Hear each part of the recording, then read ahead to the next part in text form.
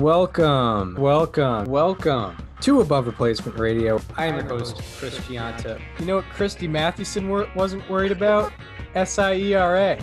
When you're thinking about Pedro Ciriaco, I mean, the only one that can compete is maybe Hannes Wagner's 1908 season. Over there on the other side of the screen is Daniel Curran. Like, if we just clip together every time we've talked about him on other people's profiles, we've done a Mickey Cochran episode. I can't get past Rabbit Marinville. It's not necessarily Hall of Fame. It's not necessarily above average, but we can guarantee you we are better than just the standard replacement level college sophomore. And welcome to Above Replacement Radio. We're talking baseball kind of whenever. I'm your host, Chris Gianta. Over there across from me, as you cannot see on YouTube, unfortunately, is Daniel Curran. How you doing, Daniel? Chris, I'm doing really well today. Surprisingly well, considering this is the first show post-mortem for our favorite team. But we got a lot to talk about today. We got a really special interview that's going to be awesome. Yes. We had Mark Simon, who worked for ESPN Stats and Info for 16 years. I know in his Twitter bio it's 2002 to 2018. Now working with Sports Info Solutions, and was one of the contributors to Defensive Runs Saved, which was one of the culprits of us just as a baseball world not going further than fielding percentage in the eye test for fielders, which was, it was absolutely fascinating to talk to him about the evolution of how it's created and explaining what Defensive Runs Saved does and like how it's created. I have much more respect for the stat now than I did before the interview. 100%. It's kind of become I feel like a lot of people see it as like maybe second fiddle to OAA just because it's StatCast, and StatCast has just been growing in popularity. It's been my mindset. Yeah, mostly. but like DRS is very similar in a lot of ways.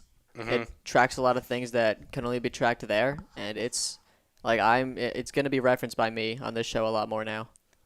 Yeah, for me as well, for sure. It definitely having that perspective has definitely enlightened the both of us, and we will be getting to that interview when after we recap the league championship series, which both ended, and we're supposed to end by the time this episode came out, and your how you saw things ended up happening. I still was expecting the Red Sox to win both games. Didn't happen. They didn't win any games. And we are seeing the Braves and the Astros in the World Series. We absolutely are. Braves, Astros, there's a lot of ways you can look at it. I think the best way of looking at it, as I've said numerous times on this show, you're getting one of Ron Washington or Dusty Baker is getting a ring. And yes. I'm going to be really happy for whoever it is because both of them are deserving. They've been in the game a long time. They've come up short. Obviously, Ron Washington twice. Ron Washington was 2 strikes away twice. Dusty Baker was a few outs away in 2002. Mm-hmm. Yeah, obviously very, very close both times. And, Dusty Baker, I mean, watching after the LCS, it's hard to comprehend when your team season has just ended in a poor fashion like that, not winning the last game of the year. Mm-hmm.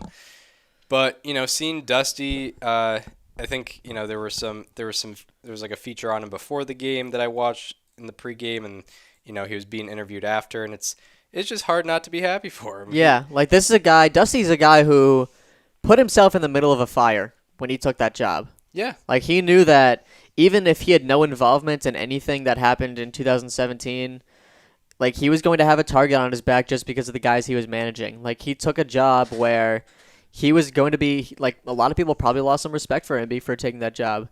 And you know what? He carried himself very well. He was the most apologetic of anyone, which is probably the funniest thing because, like, he didn't do anything. Right. Like, he was managing a different team that year exactly. in a completely different league. Right. Yeah. They didn't even. Yeah.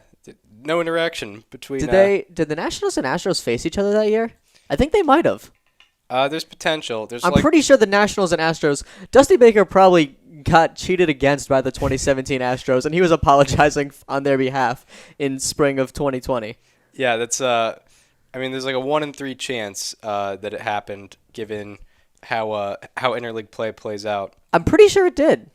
Yeah, I'm going to their schedule real quick because I'm actually pretty sure that's how the schedule worked that year. Right.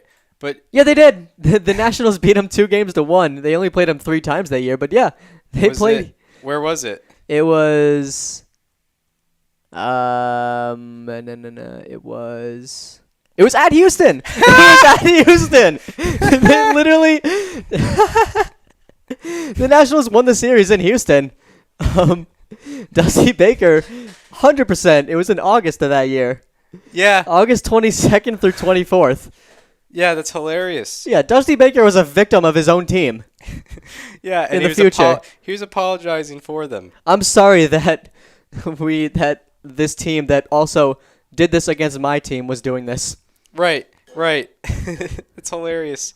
But going back to how Baker is, like he's a lifer, but he doesn't have any of the negative qualities of a lifer. Yeah, exactly. Like he's like when Dusty Baker got hired, a lot of people were like, "Oh, like they're going old school," which I guess they kind of had to. Like they had to have a much different change of pace from AJ Hinch, but it's like Dusty's not old school. Like he has, immersed himself in the analytics, and he's also just a cool dude.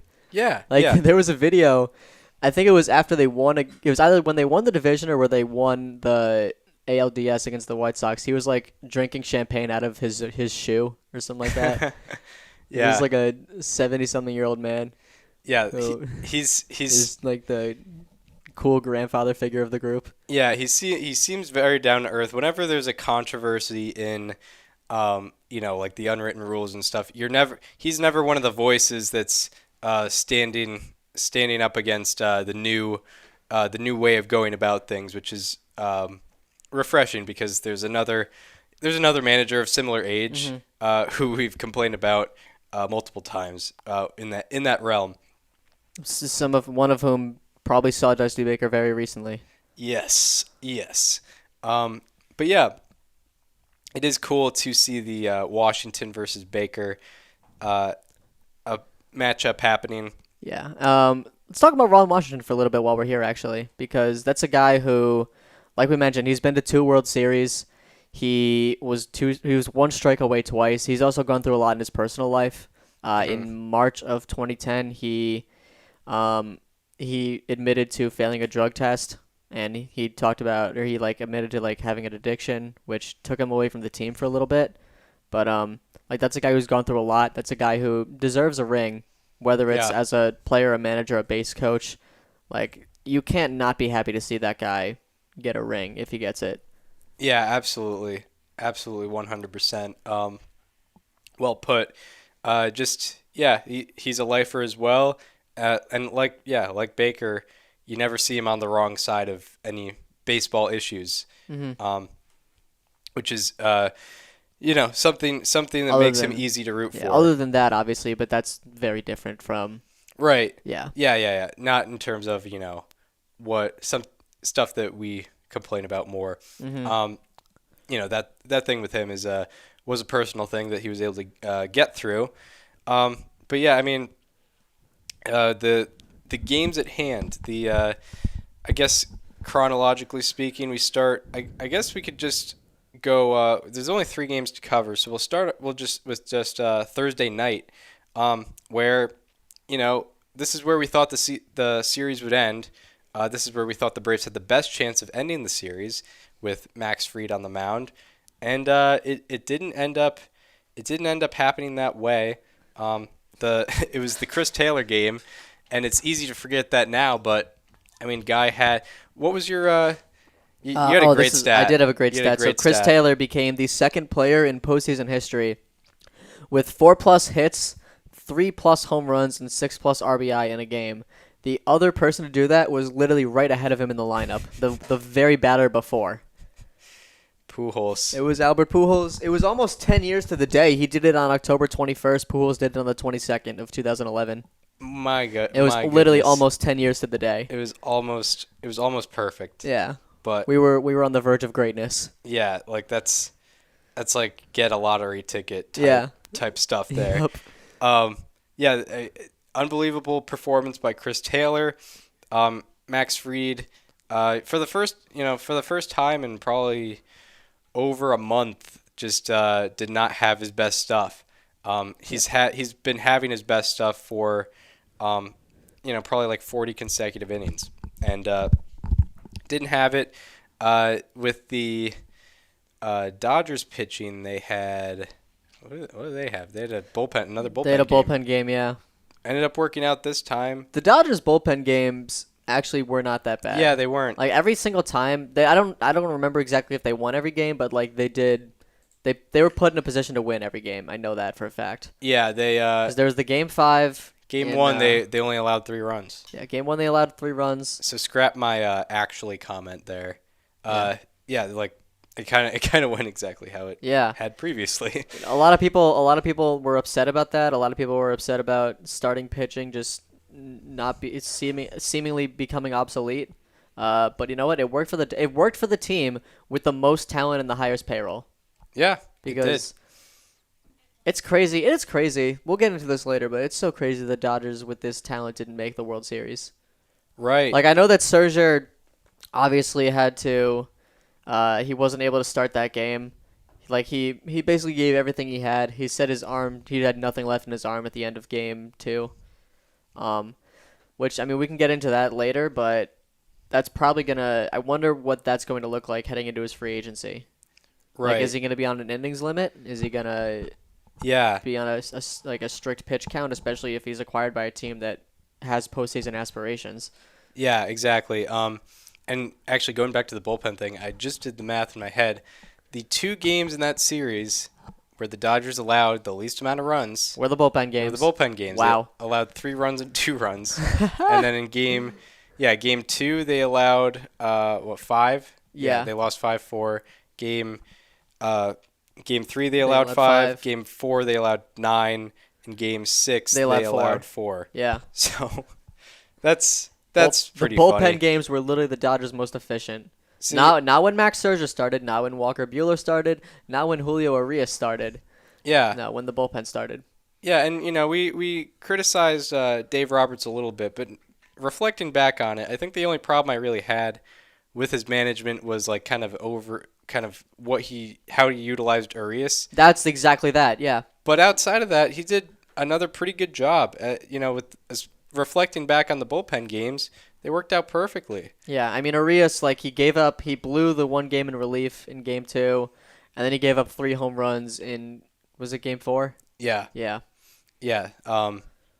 That's how it went down. Mm-hmm. And like with Roberts in game 5 of the NLDS, if you want to go back to that, where he started Knable, the team only allowed 1 run. Mm-hmm.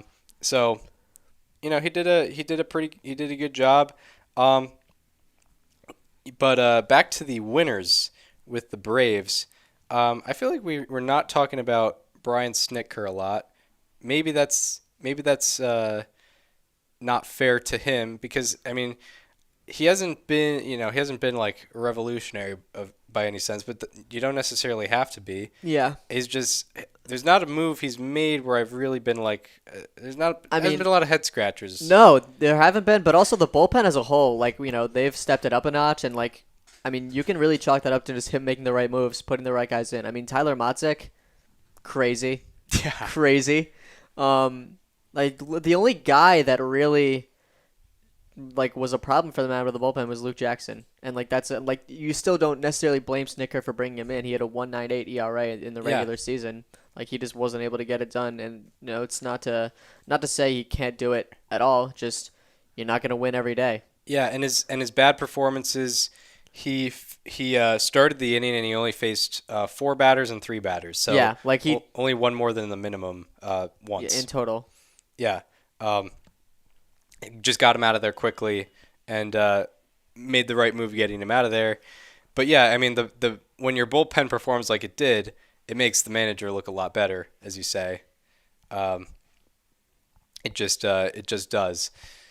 But actually, someone who was interviewed after the conclusion of Game 6 was Tyler Matzek. Although we'll get into him as we get more into Game 6. We kind of went on a tangent there. So the Dodgers have an offensive explosion in Game 5, the same way the Braves did in Game 4. What was your mindset about the Dodgers' chances? Because we didn't get a chance to record in between games, obviously. Mm-hmm. What was your mindset on like the Dodgers and Braves chances as the Dodgers had to get 2 in Atlanta? I mean, I just thought about last year. Like, Same. I absolutely knew that the chance was there. I still think there's reason to believe that the Dodgers were the more talented team. The Braves they got it. Like, I don't think it's an outrageous thing to say. I really don't. What was a? That the Dodgers were the more talented team. Oh yeah. Yeah. Yeah. No doubt. Obviously, the Braves are just the team that got it done, and that's the team that wins. Like, that's what it is about. Right. Exactly. They were just better at scoring more runs. Yep. Which is. And they got them when they need them. I mean, Eddie Rosario just carried the entire series. Yeah. He slashed in 6 games. He slashed 474, 524, 789, 1313. Had 14 hits, which is tied for the most in a single postseason series. Yeah. 14 hits? Yeah. Wow. 14 hit, and he did it in 6 games. He didn't do it in 7. Right. I think everyone else who had 14 did it in 7. He did it in 6. Kevin Youkilis did it once. Kevin right? Youkilis did it. That was 2007 ALCS. Yeah. Yeah. And that was a 7-game series. That's pretty wild, and I wouldn't expect that when he's hitting in the 400s. I'd expect someone to be hitting in like the 600s with that, but nonetheless, like more than 2 hits a game, that's rather insane. So yeah, the Braves lost Game 5. They head into Truist Park. They got Ian Anderson on the mound versus Walker Buehler, who, Max Scherzer apparently had shoulder fatigue, which, not the best sign, but just means like probably has worked a lot over the season. Also, he's 37 right now. To go along with that, it's not necessarily the same body he had in his absolute prime, even though you could argue he's in his prime right now. So you have Walker Buehler on short rest. And it's pretty tight as we head into the 4th inning. Anderson gets through 4 innings, allowing 1 run. Eventually, he is pinch hit for. I should get the log of plays. I'm very confused right now. How did Tyler Matzek get the win in this game? In Game 6. Yes. I feel like I'm missing something obvious right here. I probably am, but like the Dodgers were up, or the Braves were up in the 4th inning. The Dodgers never tied it or got the lead back. Tyler Matzek came in the 7th, got that huge hold, and he got the win. I have no idea. It should be AJ Minter's win if I'm correct. Right, exactly. How did MLB.com and Baseball Reference both have it as Tyler Matzek getting the win? Is there something I'm missing here?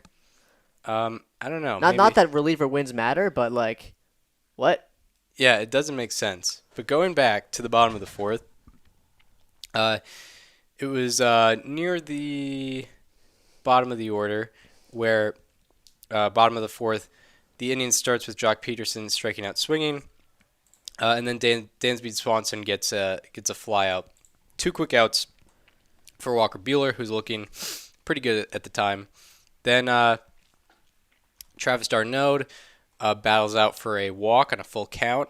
And then after that, Brian Snicker decides to call it a day for Ian Anderson, and he pinch hits. Shout out upstate New York. Pinch hits Ahire Adrianza, who gets himself a double. And now there's 2 men in scoring position for the guy you least want to have up, but you have Freddie Freeman on deck, who's like also. Remember when Freddie Freeman wasn't hitting well this series? Oh yeah, Good times, right? fun times, fun narratives. Yeah. Eddie Rosario up second and third. He's down 1-2 in the count. Buehler throws a cutter that's not as inside as he wants it to be. Eddie Rosario scorches it. I should look up the exit velocity on this particular home run because this was what you would call a line drive home run, and he scorches it. Eddie Rosario's exit velocity as it loads up on StatCast here. He scorches one 104.9 miles per hour for a 361-foot projected distance and an 870 expected batting average, which was a barrel, over the right field fence for a 3-run home run to make it 4-1. Yeah. And Into the chop house. And it seemed like this is the Braves' game. It's definitely their game to lose. Yep. And we keep on going.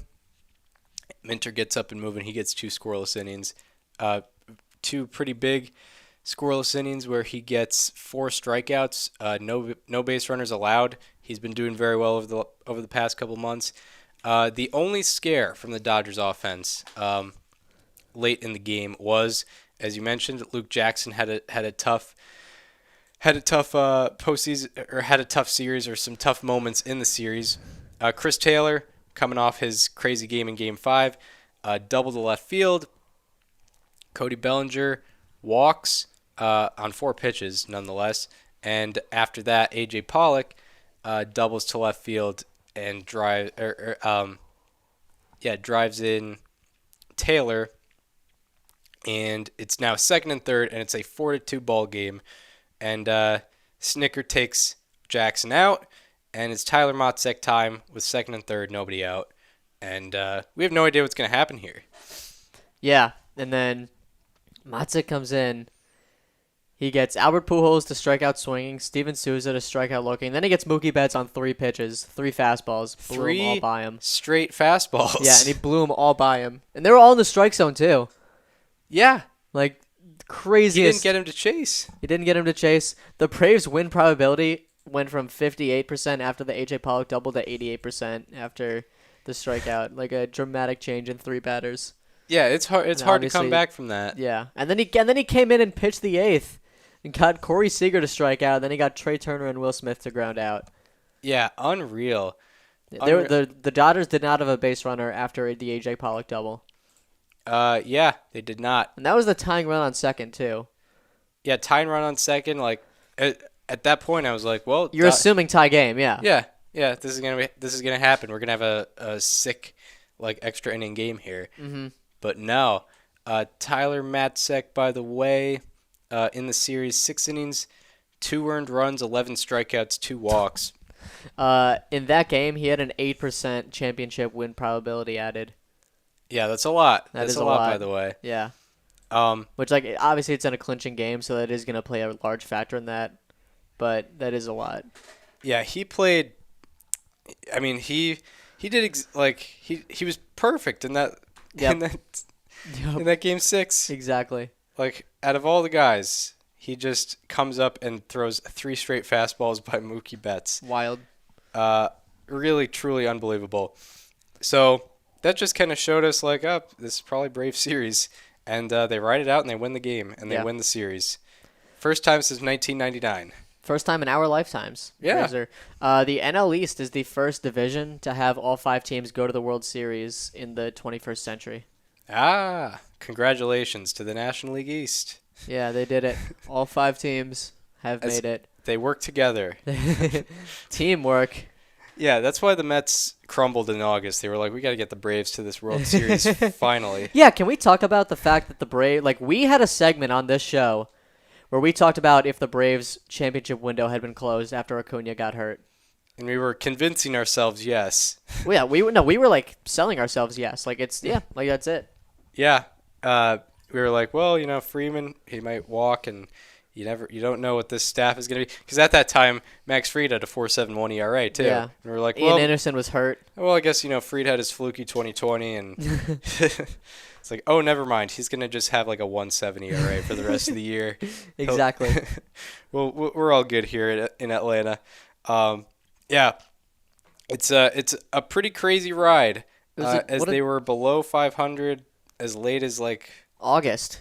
Yeah, as late as they August. went through that purgatory where they won and lost a game for like 17 straight games or something like that. They did. Yeah.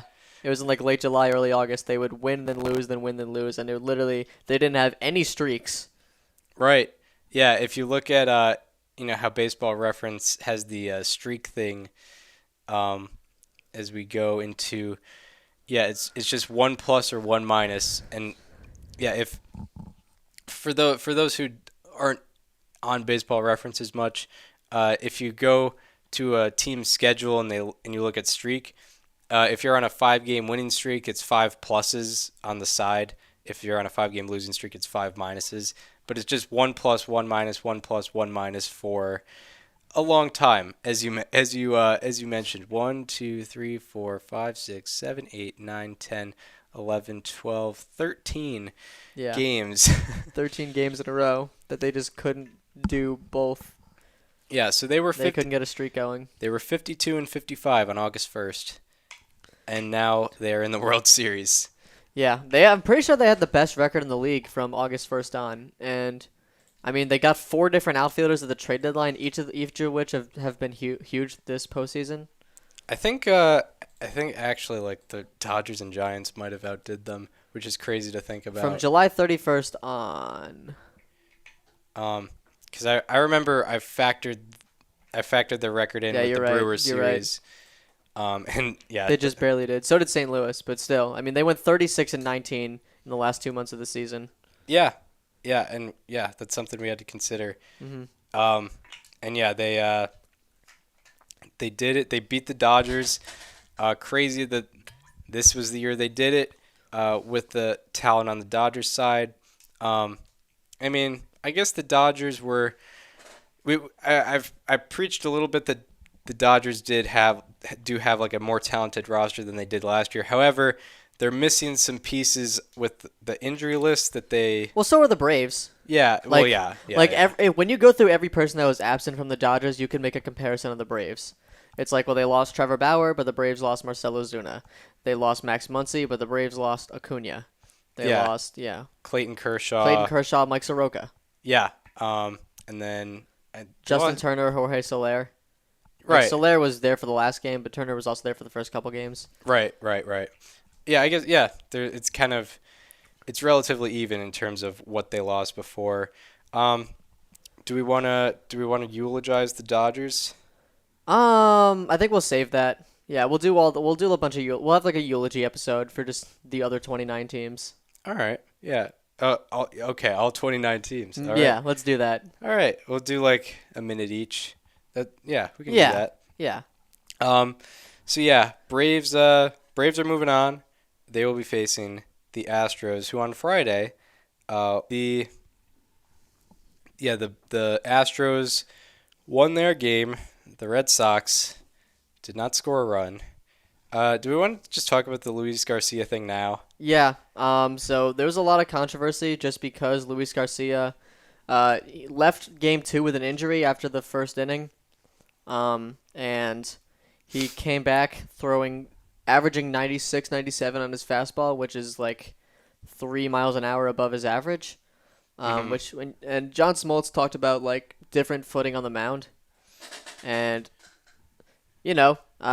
throwing with different intent, like that could very much be a thing. It definitely was very much a thing. Yeah, very much a thing.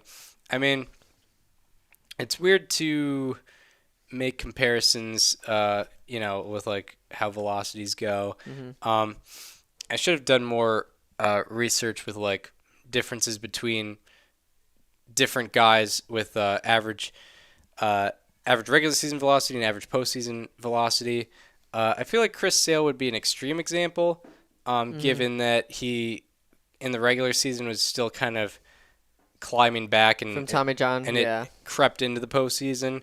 But I mean, Chris Sale this year, his four-seam fastball in the regular season was 93.6, and if we go to StatCast search, so Chris Sale, he averaged 93.6 miles per hour in the regular season, 95.2 in the postseason. That's a 1.6 mile per hour difference. So intent can play a factor here. Eovaldi averaged 97.3 in the postseason. He was someone who, he was healthy pretty much the whole year, which was actually kind of a surprise. Mm-hmm. And if we go to his regular season, there's probably not a major difference. Also, I guess, if we want to dig super, super deep here, there's with Houston. Okay, so Eovaldi averaged 96.8 in the regular season, 97.3 in the playoffs. So that's a 0.5 mile per hour difference. Yep. And Eovaldi had a couple starts at Fenway where it's outside, it's colder than it usually is during the year. And Louise Garcia was in an indoor setting, so he wasn't affected by the weather at all. So it wouldn't have been colder or hotter affecting things. Mm-hmm. So intent is a little different. And yeah, you referenced, Luis Garcia, he was throwing about 3 miles per hour harder than usual. I understand mechanical adjustments can make a change in velocity. Like I've experienced that at the very low levels that I played, and how I changed, how mechanics could change my velocity at the low level I played at. But it's weird to see a mechanical change that can change your stuff by a couple miles per hour made in the playoffs. Yeah. In the major leagues. It's interesting to see that for sure. It was crazy. It was not. I don't even blame the Red Sox for not hitting. That's probably not what they were ready for at all. They were probably they were probably in the batting cages before the game, working on getting their weight on the ball, trying to drive the opposite way on the slower pitches. Yeah. And Luis Garcia's coming out throwing 98. You can't, when you misprepare, that's what's gonna happen. Right. And yeah, there's, people online might think what's happening? Is there are they using there's definitely nothing with sticky substances. We know that sticky substances do not affect velocity at all. They affect spin rate. The velocity stays the same. The spin rate differs. So it's not a thing of sticky stuff. It's probably a mixture of intent and also a little mechanical thing that can change that. So that's kind of that with Luis Garcia. We're obviously not experts. But he had a phenomenal performance. 5 2/3 innings pitched. He allowed his first hit in the 6th inning. And no runs allowed, 7 strikeouts, 1 or 2 walks. And that just set the Astros up in a phenomenal spot. They didn't have to score a crazy amount. They only really had to score 1. So that was kind of the game changer for them in Game 6. That was a factor we didn't really consider when predicting these things. Absolutely. Because we both agreed we thought there would be a Game 7. We just disagreed on what would happen in that Game 7. I just remember you saying that you thought there would likely be a Game 7 in the series, even after Game 5. But yeah, any more thoughts from Game 6? The hit and run was bad. Was really bad. What, the strike him out, throw him on a double play? Yep. Travis Shaw missed a fastball down the middle. Verdugo didn't get a good lead. It was not even close. There was never even a moment of maybe they'll challenge it. He was out. Right. Yeah. Yeah, for context, this was the top of the 7th inning. Top of the 7th inning. It was the best offensive opportunities the Red Sox had probably since Game 4. Yep. Which is hilarious to think about. It was 1st and 3rd. There was 1 out. It's the top of the 7th. Travis Shaw at the plate, Verdugo on first. I forget who was on third. I forget who was on third. Didn't really matter. There's 2 strikes. Travis Shaw swings through a fastball, and Verdugo gets caught stealing, and that's the inning. And that's really all. That's all the hope I had in that game as a Red Sox fan. It went all down the drain after that. How did Houston get their runs? Houston got their first run in the first inning on what you could call an error, what you could call a double. It was a hard hit fly ball by Yordan Alvarez. Kike on the run had it in his glove, then out of his glove, and it was 1-0. What else? It was 1-0, and then it was the Schwarber triple play that almost happened. Yeah. Oh my God. Yeah, Schwarber almost turned a triple play at first base, which led to another run. I was so confused after that play, but I was like, you know what? I'll take it. Yeah, me too. I'll take a double play for a run. Yeah, it was first and third and nobody out. Yeah. And I forget who hit. I think it was Kyle Tucker. Kyle Tucker had a scorcher. 1 hop to Schwarber. He tags Correa. He tags the base and throws home. But Alvarez was safe. Yordan was safe, and 2-0 Astros. Yordan killed the whole series. Yeah, we got to talk about Yordan. Yeah, oh my God. Like, I think the last at bat he hit a single, and I was like, okay, all right, he's only on first. That's what you want. Yeah, if we hit a liner right up the middle. If we take a look at Yordan here, everything was a hard hit ball. What was his hard hit percentage during the series? It had to have been like 70%. Yeah, it was ridiculous. Slammed the ball, and everything was also a line drive or a fly ball. Yeah. So throughout the series, he hit 522 with a 1408 OPS, 1 home run, 6 RBI, a triple, 3 doubles, 12 for 23. He was pretty unreal.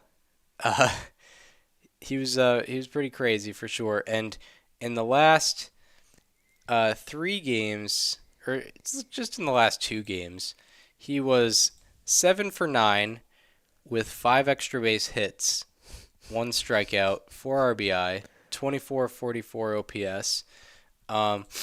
In those final 2 games. And I was looking up some 2-game span stuff, but I couldn't find anything interesting. It's tough. Eye-popping. But nonetheless, he definitely carried the offense in the last couple games. Let's see. In that series, the Astros just kind of followed his lead. Yeah, that's exactly what it was. Hang on, let me just pull up the Savant search tool just so I can see this. Yordan Alvarez had a 57.9% hard hit rate in that series. The only the Travis d'Arnaud and Eddie Rosario actually had more, but what was the number again? Sorry, 57.9% hard hit rate. That's ridiculous. 11 out of 19 batted balls were hard hit. How many of them were barrels, I wonder? Yeah, that's pretty wild. His barrel percentage was 26.3. Yeah. The only person with a higher percentage was Chris Taylor, and he had less batted balls. Yeah, that can be a thing for sure. That's nuts. Yeah, he was absolutely scorching the ball all over the place, and it wasn't just like to one side of the yard. Like he was going to left, he was going to center. I think he went to right the least, and he even hit a triple, and that wasn't even a hard hit ball. Yeah, right. That's true. Yordan Alvarez hit a stand-up triple in a game. Which, to be fair, like I don't know what that defensive shift was. Renfroe was playing like 200 feet over to the left. I can justify it given the direction. The direction beforehand, but I mean I don't know. It seemed very absurdly off. Yeah, like he was way out there. And he hit it to right on a pitch you're not supposed to hit it to right on. It was a slider away, if I'm remembering correctly. Yeah, it was pretty fascinating for sure. Yeah, no, it was ridiculous. Yordan, like, every single time he came up, like, you just got that feel like, yeah, it's going to happen. Like, he's going to crush the ball in some way. Joined Kike Hernandez, Hideki Matsui, and Billy Hatcher, shout out to the 1990 Reds, as Hell the yeah. only players to have 5 extra base hits and 7 hits in general in a 2-game postseason span. So shout out to Yordan Alvarez. That's all I could find for him. Shout out to Yordan Alvarez. He was a very deserving Yeah, ALCS MVP. absolutely. Very deserving. Who else were some heroes for Houston? I feel their bullpen was pretty nails throughout the postseason, or throughout the ALCS. Mm-hmm. It's hard to find bullpen ERA stats automatically, like Yeah, it is. But not using your own stuff. I mean, like the Red Sox, I think they scored like 70+% of their runs in the first like 4 innings of each of the games. Yeah, and that's all you really need to know about. Yeah, the I mean, like bullpen. obviously the 2 grand slams are going to inflate that, but like that game didn't even really seem to be an outlier. Like look at Game 3, look at Game 1. Yeah, exactly. That's how it was. Exactly.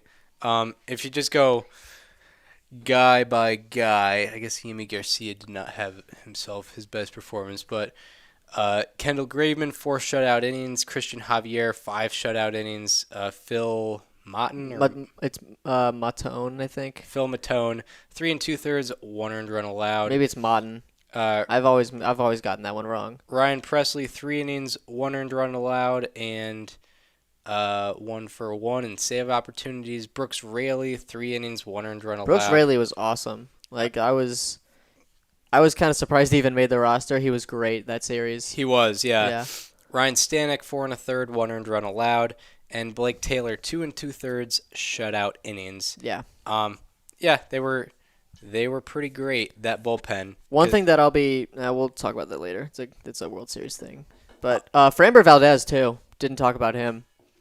We talked about him last episode. Yeah. Oh yeah, that's true. 8 innings. Yeah. How the Red Sox just got Frambered. Yeah, that's true. All right, so anything more before our interview with Mark Simon? I think that's about it. So we are very happy to present probably the best flowing interview we've done. Mm-hmm. Just because I feel like we think very. Name aside, this is the best video we've ever done. Yeah, the best. Like we're the most similar thinking with this guest. Best guest in terms of how similar our baseball brains work. So it was very fun to converse with this guy. So I'll leave the floor to our interview with Mark Simon.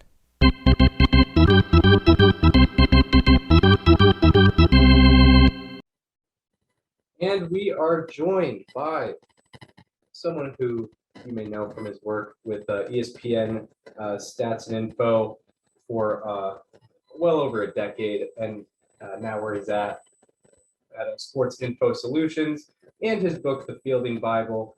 Mark Simon, how are you doing, Mark? I'm great. The Fielding Bible is actually the work of many. My name is on the cover, though, so I guess I will give you credit for nailing that. Yes. Absolutely. So we were introduced like how many are introduced, talking about a common subject with the 1925 World Series, of course, where on episode 156 and a half we referenced it, and it was a hilarious Twitter exchange for sure, and I'm glad we have someone who has the same passion for that one game as we do.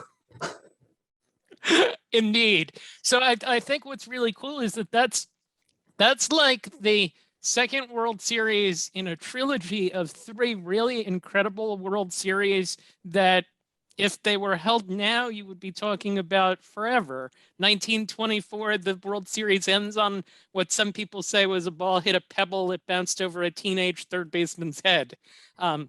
So that would have lent itself to a lot of controversy. 1925, they played in a monsoon, and it just, there's all sorts of craziness with that. And then 1926, Babe Ruth gets caught stealing to end the World Series after Grover Cleveland Alexander comes out of the bullpen, maybe hungover, maybe not, strikes out Tony Lazzeri, who was this great hitter with the bases loaded and 2 outs, tying run on third base in the 7th inning.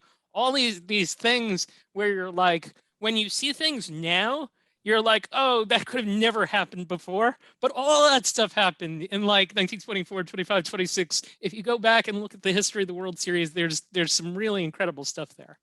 What was the one game, Chris, in I think it was 1929 with the Cubs and A's? Oh yeah, the Cubs blew a 8-0 lead in the 7th or 8th inning.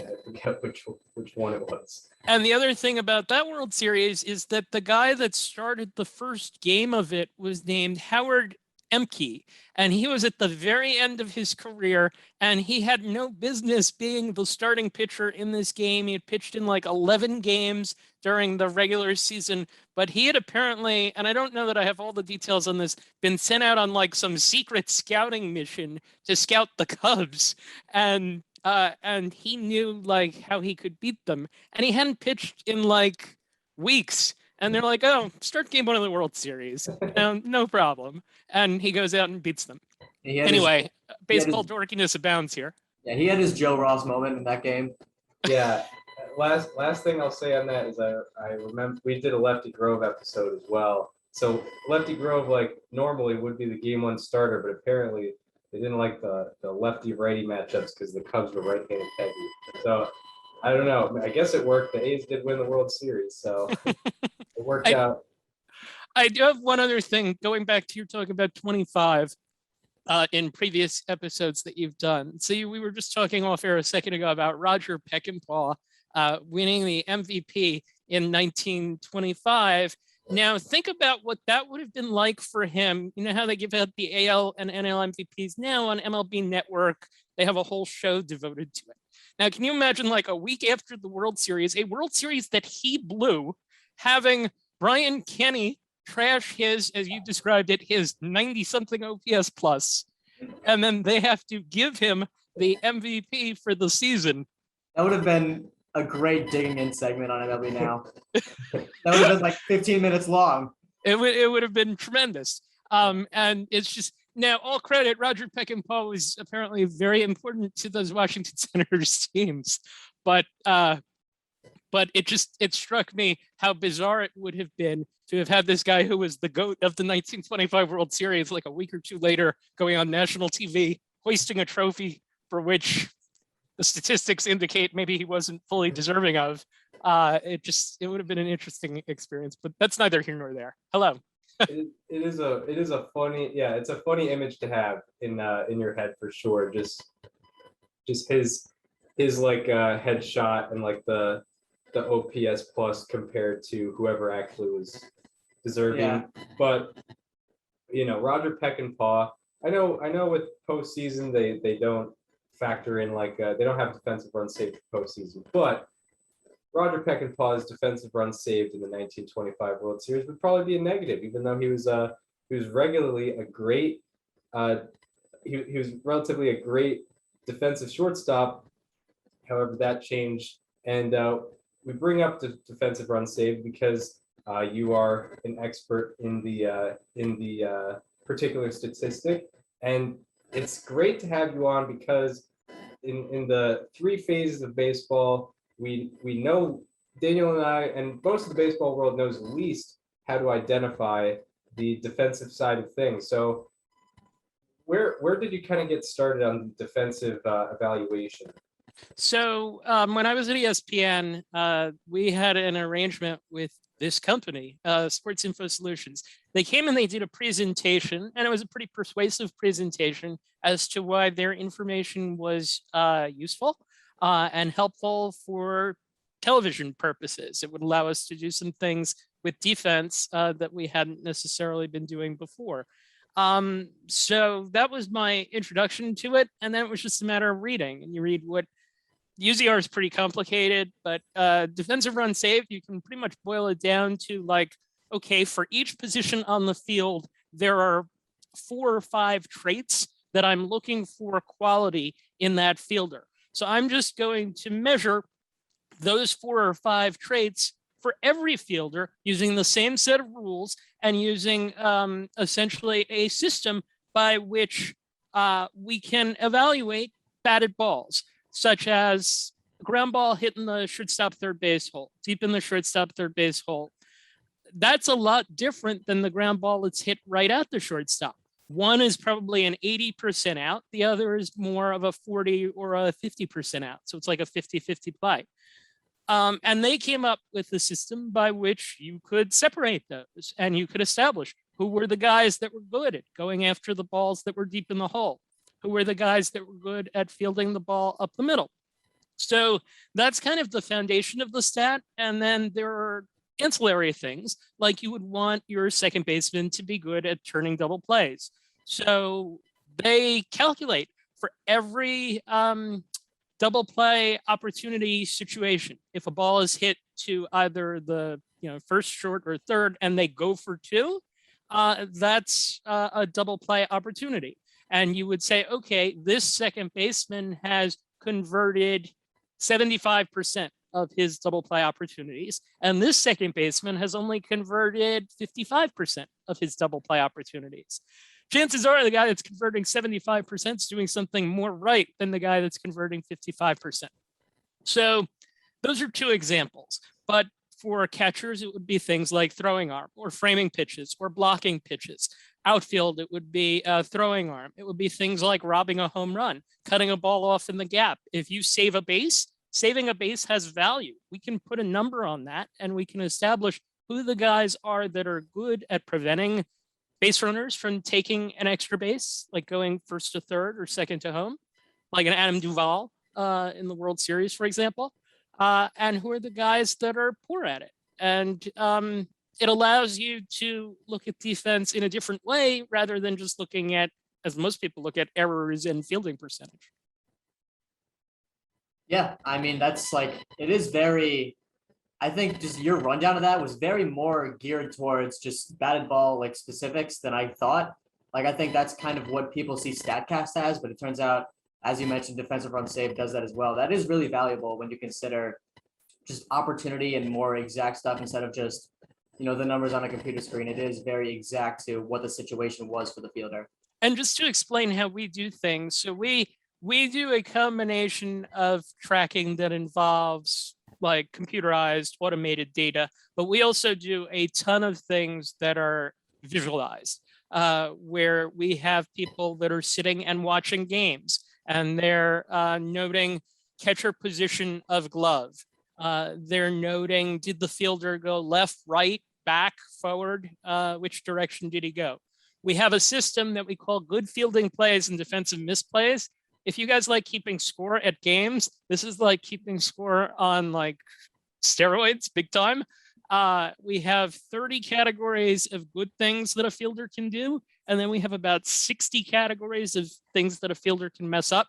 So you know how like you're watching a game and there's a ground ball to short with a man on first base and one out. And the shortstop bobbles the ball and then gets the force at second. Well, they can't give an error because, as the announcer always says, you can't assume a double play. We assume the double play, and we penalize the fielder for costing his team the chance at getting the double play. So we tally those things up over the course of a season. I'll give you just one example of something from the season that was kind of neat to find out. So Adam Wainwright pitched to a 3 ERA for the Cardinals this year as like a 40-year-old. He's throwing sub 90 miles per hour, still throws the great curveball, still impressive in a couple of aspects, except that when you kind of like watch, you're not overly blown away by him. And it turned out that Adam Wainwright had more good fielding plays behind him than any other pitcher in baseball this season. And like, if you compare his ERA and his FIP, his ERA was like 3, his FIP was like 3.66. Well, the reason why was because there's an assumption that some of these batted balls were going to fall that Harrison Bader was taking away, that some of the other Cardinal defenders that are particularly good, Paul Goldschmidt, were taking away potential hits, and he was racking those up. So if Adam Wainwright had been on any other team, he might have pitched to a 3.6, he might have pitched to a 4, but because he was on what I would view as the best defensive team in baseball, he pitched to a 3 ERA. And I just thought that that was a cool kind of thing that the additional tracking allows us to figure out.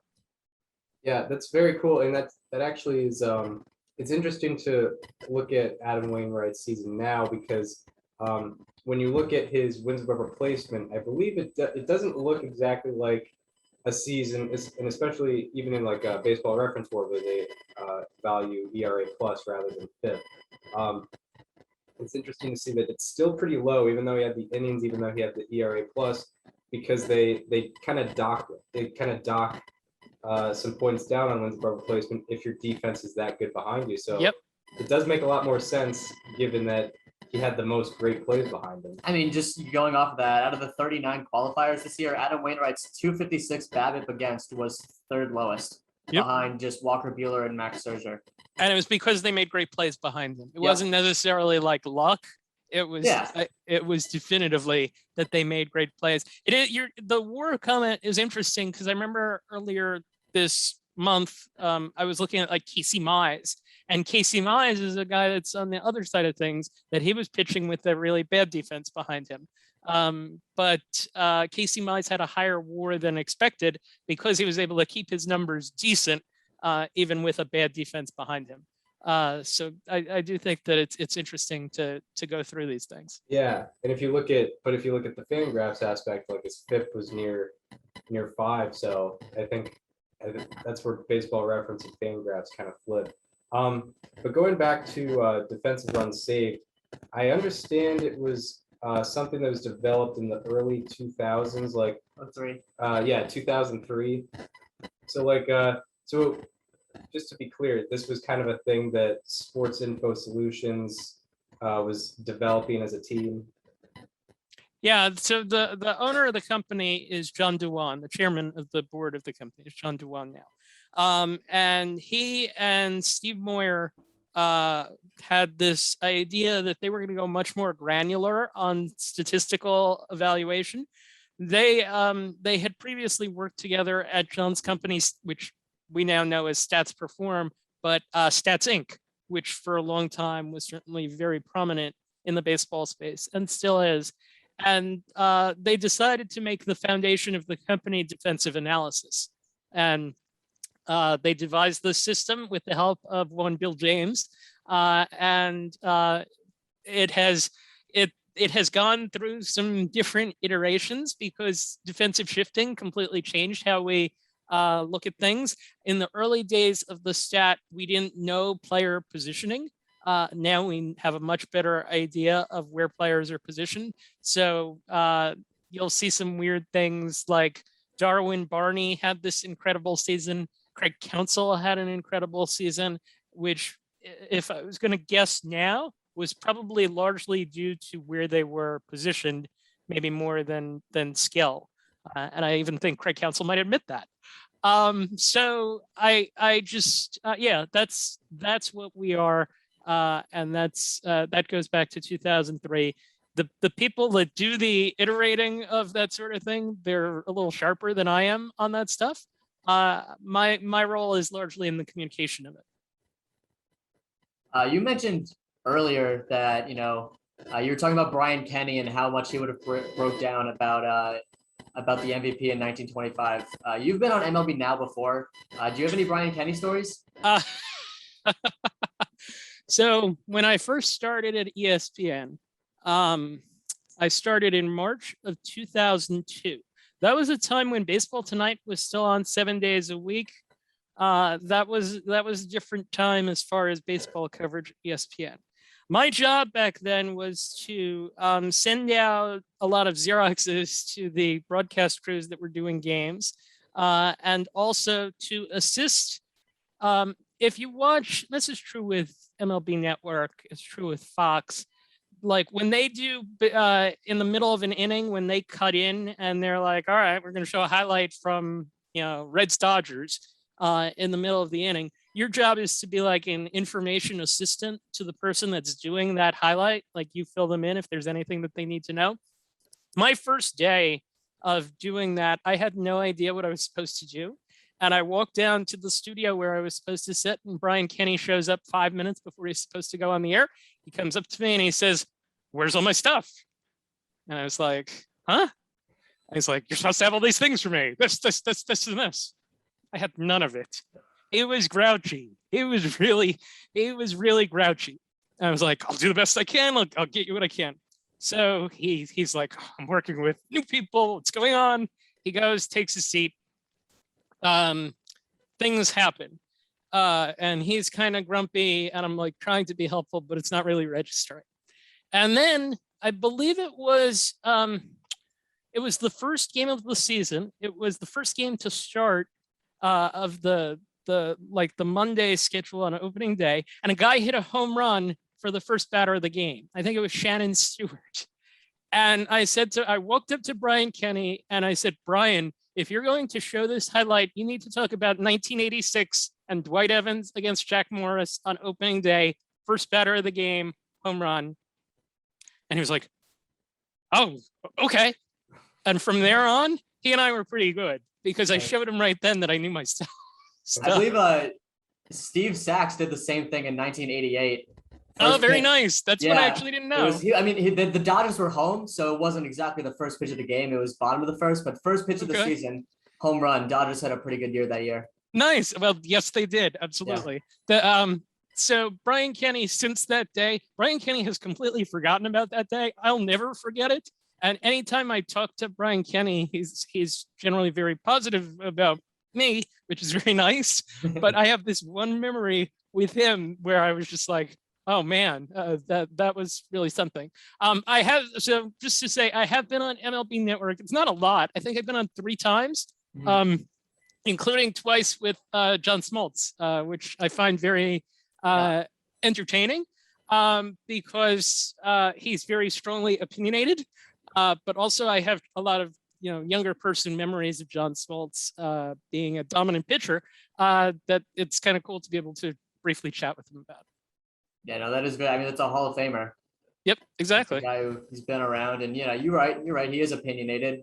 Most of it might not be parallel with what you see, to put it nicely, but I mean, it is cool to have the 2 different perspectives. He and I in the 2 shows that I did, I don't think we had a disagreement on anything like that was brought up from a statistical perspective. He may not have fully embraced like the information, but that's fine. Like he can do. I think there are certain things that he's going to be more all in on, pitch metrics certainly, and then you're going to have someone like Aaron Boone, who the first words he said in a Baseball Tonight meeting were, "What's the sample size on that?" And I was like, "Oh, all right, this guy's a little different." Yeah. And from there on with him, like I showed him articles from from Sports Info Solutions. He read them. He told me what he thought. To each their own, I guess. Yeah. Okay, so we're talking fielding here. We're talking 1925 World Series, but it's hard not to realize the situation that we're in as we're about to reach the World Series. What do you think what narratives do you think are not being talked about enough as we head into this next World Series? That is a really, really good question. I think that all along Houston was better than we thought. They won 95 in the regular season, and maybe because we're located on the East Coast, it feels that you get inundated with the American League East being as good as it was. But the Astros are very good. Defensively, they rank number 3 in defensive runs saved. And it's maybe not even necessarily like it's Correa, but it's also like Chas McCormick and it's Kyle Tucker. It's guys that you maybe wouldn't think of. And Yuli Gurriel is actually one of the better first basemen by defensive runs saved over the last 3 years. So I'm always going to lean to say, hey, they don't talk enough about the defensive aspect of things. With Atlanta, the Braves were 8th in defensive runs saved. Austin Riley, by our measures, specifically our measures, had a very strong year in that stat. Much improved.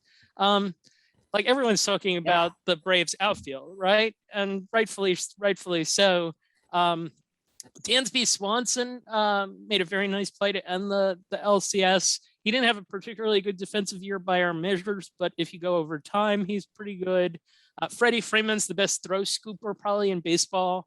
Darno blocks pitches really well. Max Fried's an outstanding athlete. There's a lot of good defensive stuff. I'm biased here because I'm trying to write something summarizing all the good defensive stuff from this series. So I'm biased towards that. That's where I would go first. One of the craziest things I noticed when you talked to me about Austin Riley was he had -10 defensive runs saved at third base last year in the shortened season. And then he got up to 13 this year. Yeah, you want an explanation on that, I presume. I would love, yeah. I mean, like Chris and I were just baffled by Rafael Devers, especially because if you look at his UZR and outs above average in 2019, very favorable. I think it's like year by year percentile rankings and outs above average. It was like 6th percentile, 5th percentile, 99th percentile, 4th percentile, 0th percentile, or something like that. Defensive run save was not a fan. So what kind of different play styles did he have in 2019, and what different kind of play styles did Austin Riley have this year? Like, what causes those kinds of discrepancies? Yeah. Okay. So let's attack Austin Riley and his improvement from 20 to 21. I think a couple of things happened. One is that I think he got better at the ball hit down the line. I had done a piece earlier this season where I actually summarized that, and it was a noticeable difference. It was like 50-something% conversion on outs down the line versus something closer to 70%. The sample sizes are small, but if you're making 10 or 15 extra plays, that's outs and that's not hits. Like it's essentially a double reward because you're keeping a guy off a base and you're recording an out. So I think it was the balls hit down the line. I think the Braves' use of defensive shifting that he did particularly well in those. And our numbers are very, very, very good.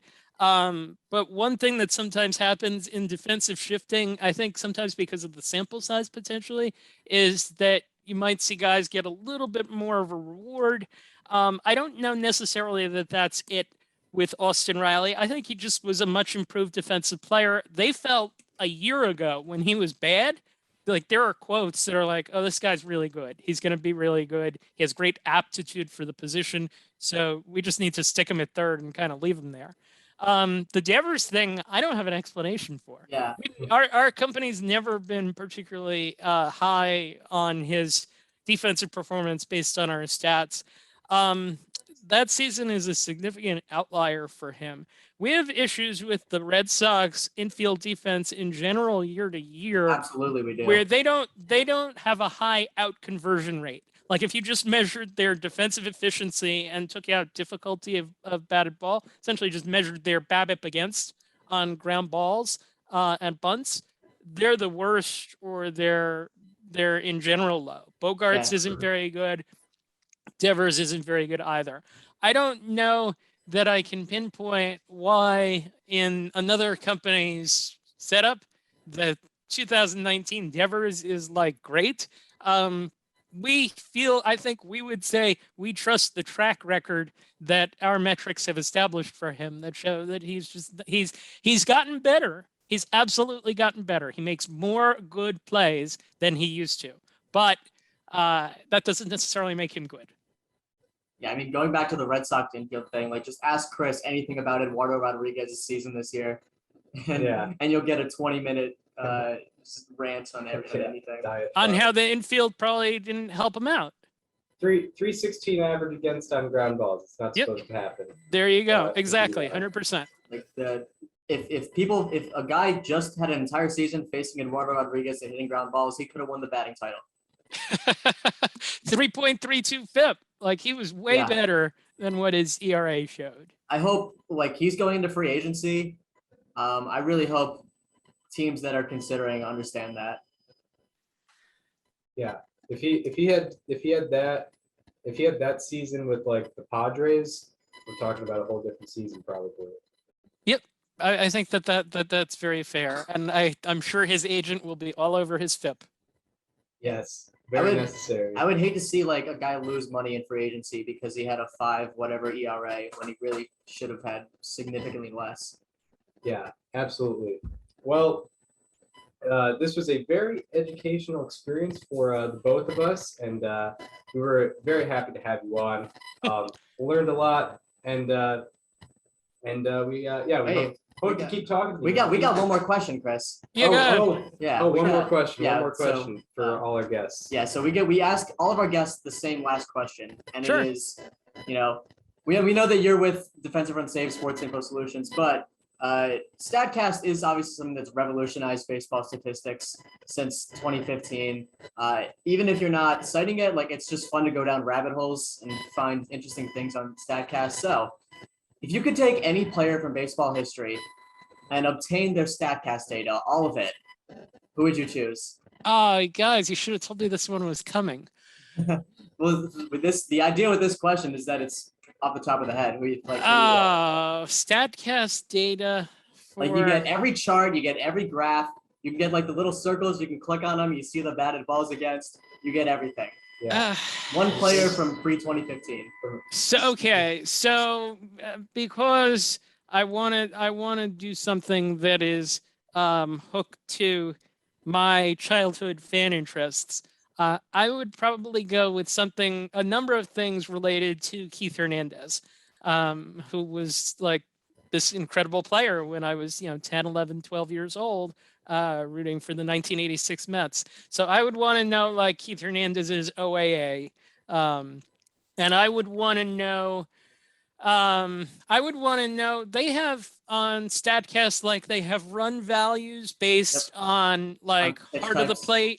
Yeah, like heart of the plate, chase, way out of the strike zone, those things. I would want to know what his numbers lined up like for those things, because to my childhood eye, 30 years later, that's the best eye.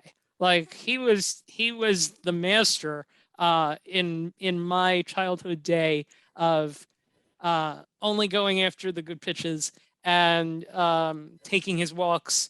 And the defense was off the charts. And I'm a Keith Hernandez for the Hall of Fame person, so that's one where I think it would be cool to have some information. Yeah, no, I think that's a really fun question because there's so many ways you can go. We thought everyone was just gonna say like Nolan Ryan, Babe Ruth, like Bob Feller. And we've gotten some interesting answers. The last person we had Chris Rose on, he picked Dave Winfield. Oh, yeah. Exit velo. What's that? Exit velo? Exit velo, sprint speed. I mean, you name it. I think he also mentioned like his arm strength. Arm strength, yeah. By the way, I'll take the extra minute here. Can I advocate for 90-foot speed over sprint speed? I feel like I'm the lone wolf on this. I am a big advocate of the 90-foot over the sprint because I think the sprint doesn't necessarily tell you the full the 90-foot intervals. Yes. Yeah. So sorry to just throw you off track there. That's if I was going to articulate a statistical desire, it would be for more people to gravitate towards the 90-foot and away from the sprint. Anyway, True. That's where the competitive runs are. Yeah, and it can show you like I imagine like if someone's running out a double, it can show you the efficiency of how they're running a base. Mm-hmm. Rather than sprint speed where it's just kind of where you're at your fastest.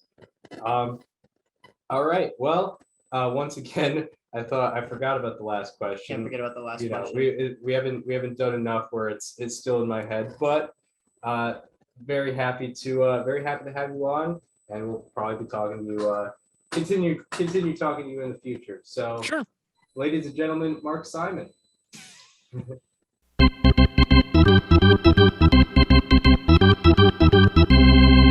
So that was Mark Simon. As you heard before, very interesting conversation. I hope the listener is a little more educated on defensive runs saved and how that works, because that was super informative. And also, I mean, who doesn't love a good conversation about the 1925 World Series? And just 20s World Series in general. Yep.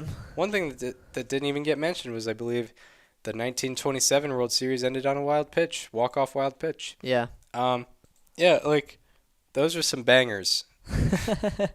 Those are some absolute... Yeah, if you talk about moments you wish that Twitter was around for, I mean, Any 1920s World Series. any one of them, yeah. Yeah, no doubt about it. They were hiding the good stuff back then. Yeah, yeah. Like they don't make World Series the same way they used to. No. Yeah. I mean, in all seriousness, I will never get over Roger Peckinpah winning the 1925 American League MVP. He had a 2.7 F4. Guess what? Harry Hellman from the Detroit Tigers, he had a 7 F4. Yeah. He hit 393, which was 99 points higher than Peckinpah's 294. He also had a 1026 OPS, which was almost 300 points higher than Peckinpah's 746. Absolutely disgraceful showing from the writers. Even Al Simmons deserved it that year too. He had 6.6 on the Philadelphia A's. Yeah. Just a disgraceful showing there from the writers. Yeah, the 1920s writers treated the MVP as who led their team to the World Series. Yeah, they treated the league MVP like we look at ALCS and World Series MVP. It's like, who is the best player on the team that won? Except for Rogers Hornsby winning it that year with a 10.3 wins above replacement. That was one of the years where he, of course, led the National League in the quad slash, one of the 6 in a row. One of the 6 in a row. By the way, very remarkable top 3 in the NL MVP voting in 1925. You had Rogers Hornsby, Kiki Kyler, and High Pockets Kelly. Nice. It doesn't get much better than that. Just a name. And number 8, you had Pie Trainer. Number 9, you had Frankie Frisch. You had some names, like good players and also just names. Yeah, I went back and listened to our Walter Johnson one and I forget how much Frankie Frisch came up. I found a really good note on Mickey Cochran earlier. That's great. Let me find it. It was, I forget what year it was. Yeah. So yeah. In Mickey Cochran's 1932 season, he had 0 stolen bases and 5 WAR runs base running.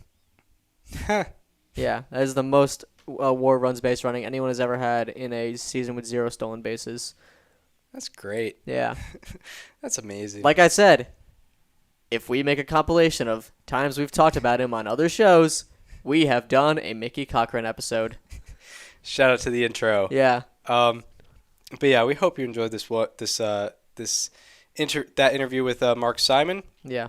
We're gonna get into a preview of the Fall Classic, the World Series, the World Series, the one to end them all. It's Astros-Braves.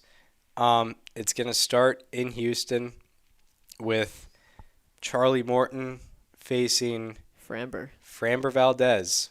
Kind of weird to see also the Astros in a World Series without Justin Verlander. So this entire rotation is just so weird. Yeah, but they're good. They are good. Like one thing I looked up for Game 1, the Braves as a team this year had a 13 average launch angle against left-handed pitching this year. That was one of the higher ones in baseball. Mm-hmm. And I say that because we all know Framber Valdez. He's a left-hander, and what does he do, Chris? Gets ground balls. He gets ground balls. If you don't answer, I'm going to point at Chris again.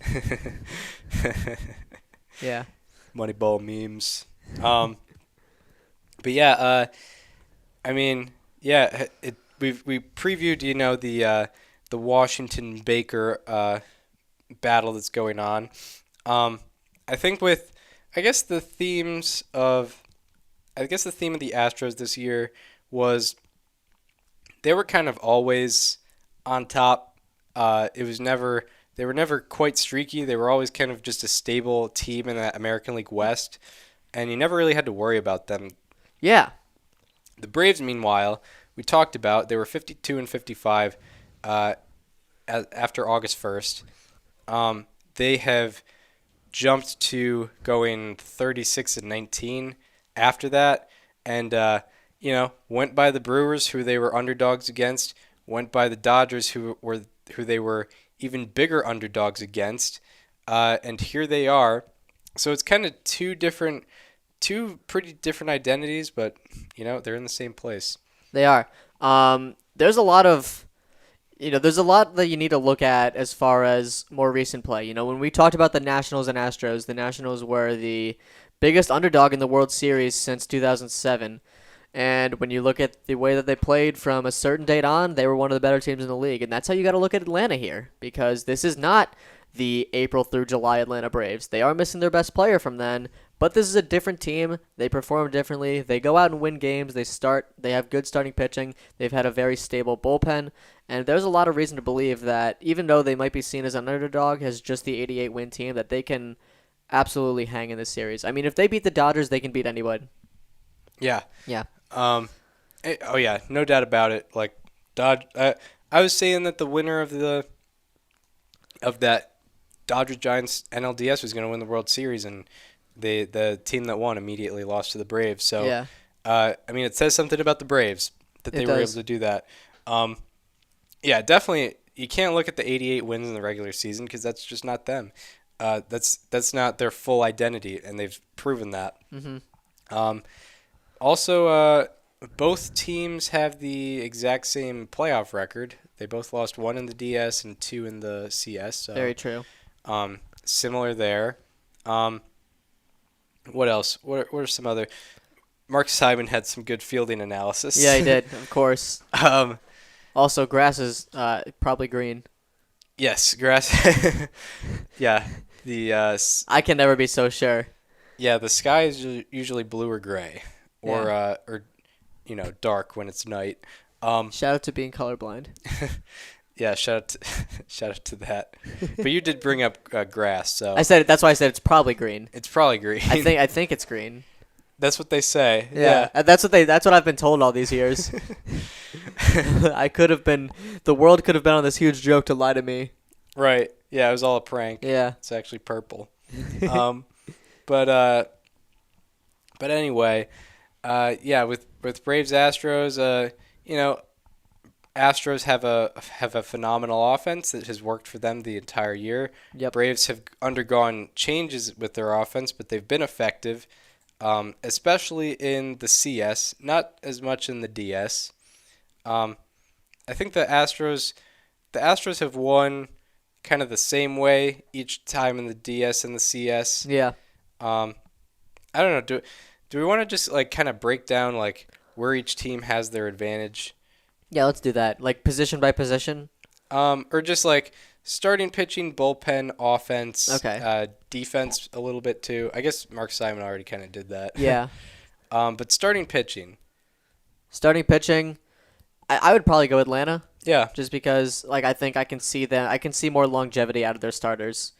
Absolutely. Like if you ask me who's going to go more innings between Charlie Morton and Framber Valdez, depending on how the Braves approach their at bats, I'd probably say Charlie Morton. But if if the Braves, the key to the game for the Braves is work the at bats. If you see the first pitch to hit, maybe don't swing at it because chances are you're just going to hit a ground ball. Yeah. Like Framber Valdez, when he's at his weakest points, he's walking people. Like work for walks early, and just avoid ground balls at all costs because they are incredibly likely against Valdez. Right. Right. So depending on what their game plan is like going into that game, I think Charlie Morton lasts longer, and I think the Braves bullpen, like they're just built to get things done like they have this series. And then go into game 2, it'll be Luis Garcia versus Max Fried. Depending on how Garcia's throwing, I think that's a game where it could be a push. Yeah. Right. Yeah. Right. And then game 3, Jose Urquidy versus Ian Anderson. Yep. Urquidy hasn't pitched in a while. So McCullers is not. Oh yeah, do we know about McCullers? Do we know anything? Because we know they said he was out for the CS, but I don't know if they said anything. Yeah. Because I don't think game 2 has been announced yet. Okay. Oh, well, Bob Nightingale just tweeted 33 minutes ago. Lance McCullers says he'll be ready to pitch in spring training, but wasn't close to being able to pitch in the World Series for the Astros. So, no, he will not be back. Yeah. Another tough break for the Astros. Literally just announced. Yeah, no, he will not be back. So, that is going to hinder them.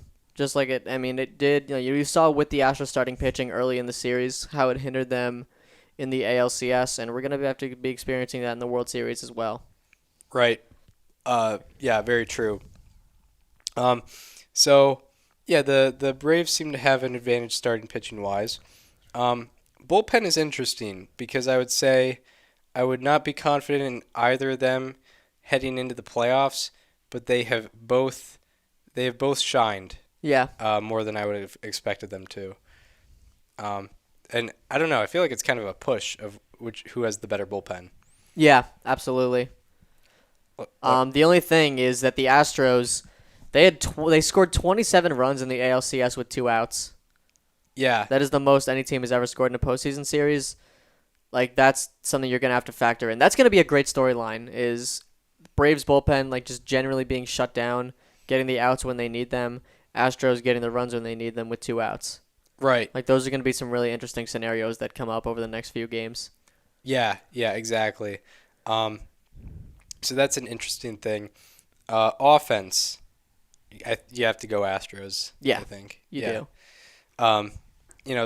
Braves have had their moments of shine, but the Astros have just always the Astros offense just, I feel like, has never like been not good this year. Mm-hmm. Braves, I guess you couldn't say that, although they were very good in the CS. And then I guess Dusty Baker versus Brian Snicker, both guys who probably aren't going to win Manager of the Year, although will probably be. I feel like Baker will be a finalist. Baker will definitely be a finalist. Snicker might be as well, but Snicker has a much higher mountain to climb as far as winning that award. True. He's got to climb Everest. True. So, I don't know. Yeah, I don't know how I feel about like manager versus manager. I feel like that's kind of even too. Yeah, I would say so. So I don't know. Do we want to get into a prediction yet? Yeah, let's do it. I'm thinking the thought in my head of how it goes down is I think it ends at Minute Maid Park in 6 games with the Astros on top. Okay. All right. So you got Astros. Here's the thing, Chris. We suck at predicting. Yeah. We both got both of the LCSs wrong. You got 2 of the LDSs right. I got 1 of the LDSs right. I got 1 of the wild cards wrong. Yeah. Someone's got to be right in the World Series. Someone has to be. Someone's got to do it. That's true. Yeah, someone's got to do it. So I got the Braves winning the series. I also have it ending in Minute Maid Park. I think we get a very parallel to 2019 where the Braves win in Minute Maid Park in Game 7. I don't have every road team winning every game. That's kind of absurd. No. But I don't know. Like this has just seemed like it for Atlanta. Like they just took down a team that is much better and more talented than this one. The offense obviously needs to be on. The bullpen's going to need to step up more than they ever have, but I think they're all very capable of doing it. Yeah, you do bring up a good point in that it is difficult to pick against the Braves after defeating the Dodgers. Yes. It is difficult to do that. And they beat the Brewers too. The Brewers had the 3rd best record in the National League. Like they've beaten 2 teams that during the regular season were better than them. Yeah, very true. Yeah. But that's I think also what we should reflect upon.